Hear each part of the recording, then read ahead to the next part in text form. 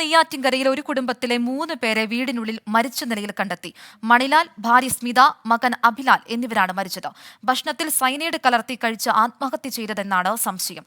വിവരങ്ങളുമായി തിരുവനന്തപുരത്ത് നിന്നും സലീം മാലിക് ചേരുന്നുണ്ട്. സലീം, എന്തൊക്കെയാണ് വിവരങ്ങൾ? മര്യ ഇന്ന് രാത്രിയോടുകൂടിയാണ് ഒരു കുടുംബത്തിലെ 3 പേരെ മരിച്ച നിലയിൽ കണ്ടെത്തുന്നത്. അത് ആത്മഹത്യ എന്നാണ് പോലീസ് പറയുന്നത്. അത് ആഹാരത്തിൽ സൈനൈഡ് കലർത്തി കഴിച്ചതോടുകൂടിയാണ് ഈ മരണം സംഭവിച്ചത് എന്നാണ് ഇപ്പോൾ പോലീസ് പറയുന്നത്. നെയ്യാറ്റിൻകര കൂട്ടപ്പന ക്ഷേത്രത്തിന് സമീപത്തുള്ള ഒരു കുടുംബത്തിൽ നിന്നുള്ള 3 പേരാണ് ആത്മഹത്യ ചെയ്തിരിക്കുന്നത്. ഇവർ തിരുവനന്തപുരത്ത് നിന്ന് ഈ പ്രദേശത്തേക്ക് വാടകയ്ക്ക് താമസിക്കാൻ വന്നതാണ് എന്നാണ് വിവരം.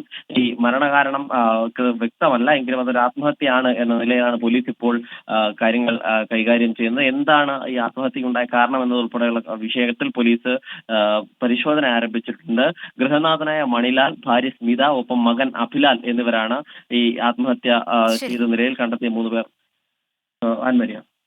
ശരി, തിരുവനന്തപുരം നെയ്യാറ്റിൻകരയിൽ ഒരു കുടുംബത്തിലെ 3 പേരെ വീടിനുള്ളിൽ മരിച്ച നിലയിൽ കണ്ടെത്തി. വിവരങ്ങൾ നൽകുകയായിരുന്നു തിരുവനന്തപുരത്ത് നിന്നും സലീം മാലിക്.